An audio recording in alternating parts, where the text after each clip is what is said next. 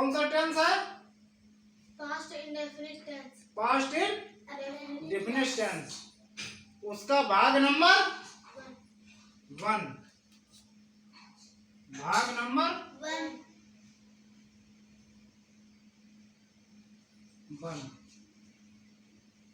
पहला मतलब पास्ट आज से स्टार्ट है। इससे पहले क्या था? Present indefinite tense, present continuous tense, present perfect tense, present perfect continuous tense. मतलब अनिश्चित वर्तमान काल, वर्तमान, अपूर्ण वर्तमान काल, पूर्ण वर्तमान काल, फिर पूर्ण और अपूर्ण वर्तमान काल, और अब है पास्ट। मतलब पास्ट भूतकाल। पास्ट का मतलब भूतकाल मतलब वर्तमान से अब हम लोग कहाँ चले? भूतकाल की तरफ, पीछे की तरफ। प्रेजेंट की बात होने के बाद अब कहाँ चले? पीछे की तरफ। पीछे मतलब बीते हुए समय की तरफ चले। अब बीते हुए समय का मतलब कोई टाइम क्लियर नहीं, उसको क्या कहते हैं? अनिश्चित भूतकाल। अनिश्चित भूतकाल। Past indefinite tense. क्या नाम है? Past indefinite tense. इसकी विधि क्या पहचान क्या कहती है? इस वाक्य के काम बीते हुए समय में हो चुका होता है। मतलब कोई काम है वो समय से पहले हो चुका होता है, पर यह निश्चित नहीं होता है कि कब हुआ है। पीछे काम हो चुका होता है लेकिन पर यह निश्चित नहीं होता है कि ये काम कब हुआ है। मतलब उसमें कोई डेट निर्धारित नहीं है कि ये फला दिन हुआ या फला समय हुआ। मतलब हो चुका पीछे, भूतकाल। ठीक। इस काल के वाक्य के अंत में लिया, दिया, आया आदि पाया जाता है। अब समझिए, लिया गया था, कब लिया गया था इससे नहीं मतलब, लिया गया था, दिया गया था, पाया गया था, आदि पाया जाता है। अब ये तो इसकी पहचान हो गई। अब विधि। इस वाक्य में प्रत्येक के साथ अर्थात, प्रत्येक के साथ या अर्थात I we you they, I we you they, और he she it, he she it, एक वचन, एक वचन या बहुवचन, एक वचन या बहुवचन, सभी के साथ वर्ब, सभी के साथ वर्ब क्रिया की सेकंड फॉर्म। क्या? सेकंड फॉर्म, दूसरी अवस्था जिसको कहते हैं। सेकंड फॉर्म को क्या कहते हैं? दूसरी अवस्था। दूसरी, सेकंड मीन्स दूसरी, और फॉर्म मीन्स अवस्था की दूसरी अवस्था का प्रयोग किया जाता है। जैसे मानो, जैसे buy, buy means buy means खरीदना, वॉट मीन्स खरीदा या खरीदा हुआ, वॉट मीन्स खरीदा या खरीदा हुआ। अब यदि वाक्य हो, जैसे अगर अब कोई वाक्य हो, मैंने पुस्तक खरीदी, जैसे मान लो मैंने पुस्तक खरीदी, तो इसका अब जैसे अनुवाद होगा तो कैसे होगा? I bought the book. I means मैं, और बॉट क्या लग गया? Bought means second. क्या हुआ? सेकंड फॉर्म, सेकंड फॉर्म है ना, तो खरीदा। आई बॉट द बुक मतलब बुक खरीदी। अब यहाँ पर क्रिया की दूसरी अवस्था का प्रयोग किया गया है। ये दूसरी अवस्था हो गई क्रिया की। उसी प्रकार जैसे मान लो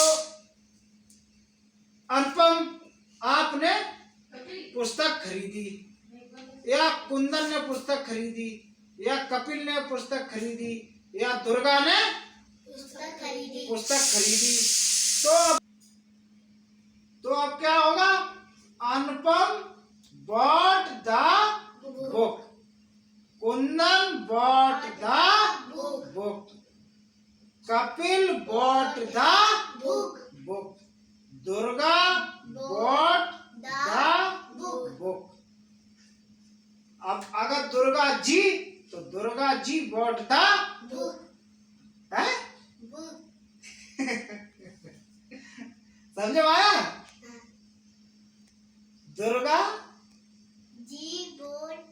दुर्गा जी ने पुस्तक खरीदी, तो क्या होगा? Durga ji bought the book।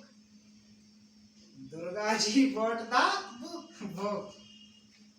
अब चाहे कोई वचन या नंबर या पर्सन हो, सभी के साथ क्रिया की दूसरी अवस्था का प्रयोग किया जाता है। कैसे? कोई वचन या नंबर, या नंबर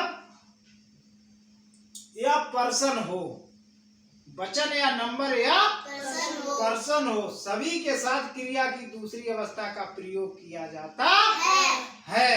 किसके साथ? सभी के साथ।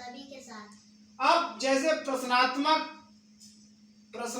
वाक्य में जो प्रश्नात्मक वाक्य होते हैं उनमें डिड को सब्जेक्ट से पहले लगा दिया जाता है। किसको? डिड को। प्रश्नात्मक वाक्य जो है उसमें डिड को सब्जेक्ट से पहले लगा दिया जाता है। किससे? सब्जेक्ट से पहले लगा दिया जाता है। जैसे कोई सब्जेक्ट है तो सब्जेक्ट से पहले डिड को लगा दिया जाता है।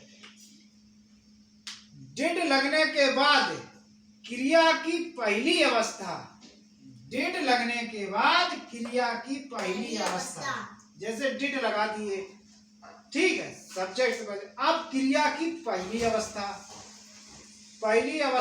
First form. क्या? First form.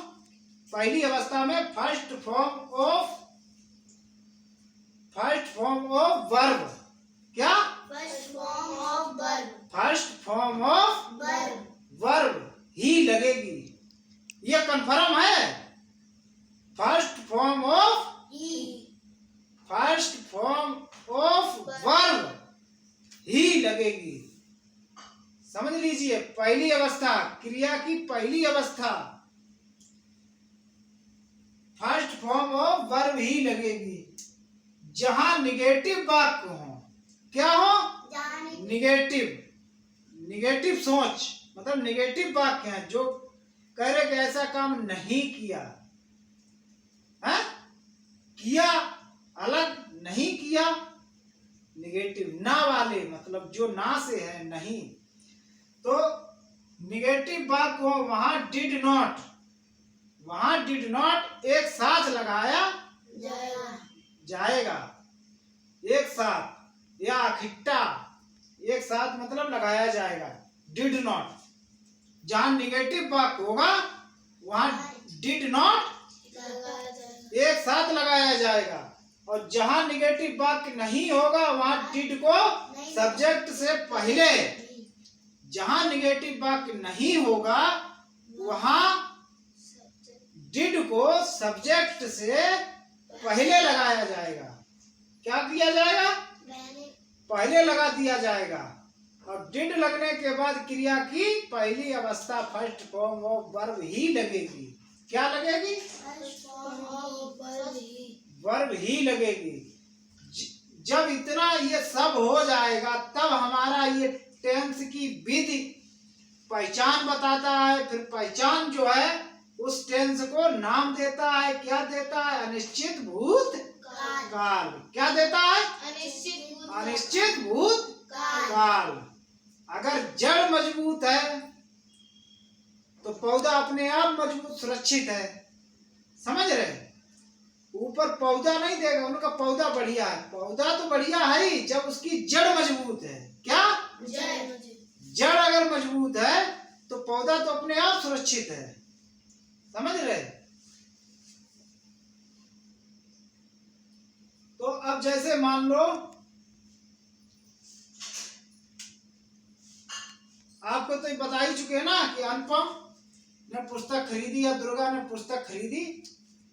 तो अब जैसे मान के चलो मैंने एक गीत गाया,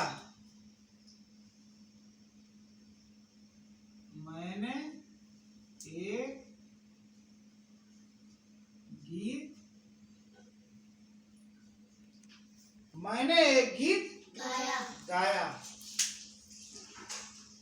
कैसे बनेगा सुनना।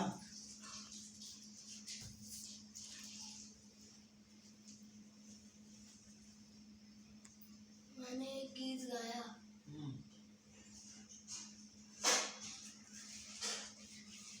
मैंने एक गीत गाया। कैसे बनेगा? मैं लगा है तो मैं का आई और गीत गाया। है? आई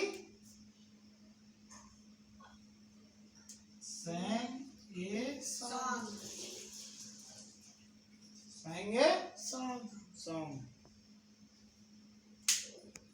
कैसे लगा? मैं की आई हाँ और गीत का सैंग, हाँ गीत का सॉन्ग हाँ। और गाया की सैंग और ये लगता है। ये तो ये हो ही गया। एक गीत तो ए सॉन्ग, गाया की सैंग। और मैंने एक गीत गाया, गीत की सॉन्ग लगा नहीं? अर्थात I we you they he she it एक वचन। ये क्या है?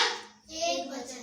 एक वचन। तो एक वचन या बहुवचन सभी के साथ वर्ब क्रिया की सेकंड फॉर्म, वर्ब क्रिया की सेकंड फॉर्म का प्रयोग किया जाता है।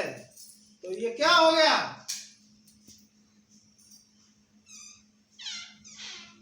है? एक गीत, मैंने एक गीत गाया। समझे में आया? हाँ? है समझे? लिखो दूसरा लिखो। मैंने एक गीत नहीं गाया।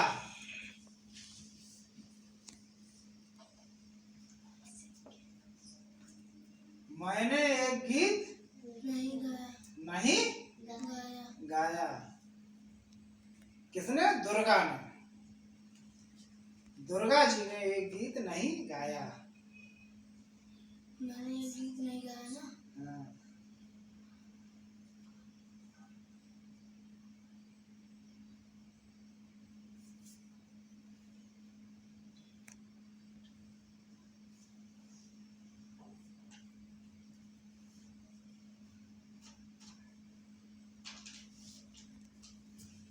I did not sing a song.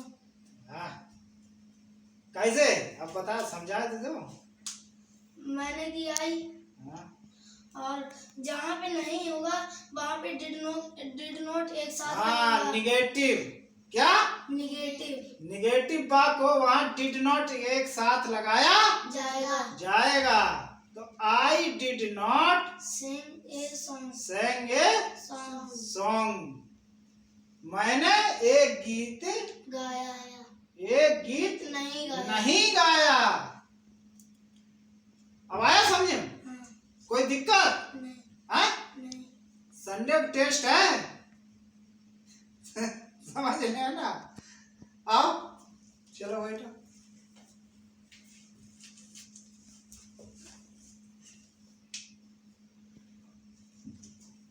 क्या मैंने एक गीत गाया?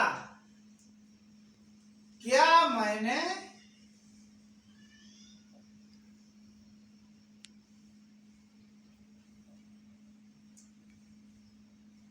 क्या मैंने मैंने सही लिखा आपने? हाँ, क्या मैंने एक गीत गाया? मैंने एक गीत गाया, मैंने एक गीत नहीं गाया। अब सब अलग अलग है। और फिर क्या, आगे क्या लगा दिया? क्या मैंने एक गीत गाया। गाया।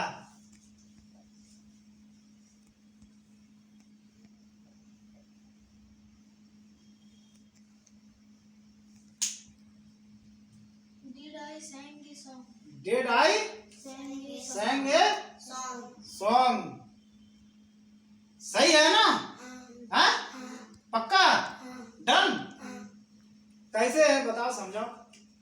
क्या की डिड हाँ मैंने कियाई, हाँ sang गाया, हाँ। एक गीत a song. Did I sang a song, क्या मैंने एक गीत गाया? क्या मैंने एक गीत गाया। गाया। अब जैसे जो डिड वाला समझाओ इसमें।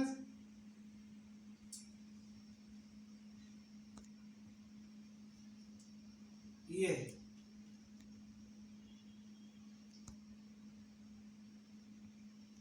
अगर प्रश्नात्मक वाक्यों में डिड को सब्जेक्ट से पहले लगा दिया जाता है।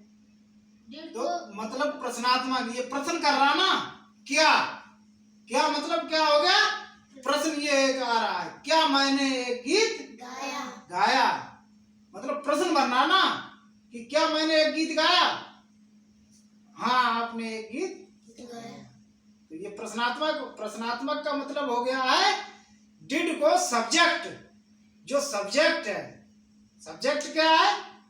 sang। sang से पहले, sang से पहले, सब्जेक्ट से पहले लगा दिया जाता है। तो सब्जेक्ट से पहले लग गया। मैंने क्या है? तो आई से पहले did I sang a song. Did लगने के बाद क्रिया की पहली अवस्था। अब ये क्रिया की क्या हो गई? पहली अवस्था। डिड लगा, फिर आई लगा। आई पहली अवस्था में है। I we you they he she it. तो ये पहली अवस्था क्या हो गई? आई। डिड आई अब sang ए सॉन्ग। समझे माया? कोई दिक्कत है? अभी पूछ लो दिक्कत है, टेस्ट में नहीं चलेगा। ठीक, चलो नोट करो, देखो।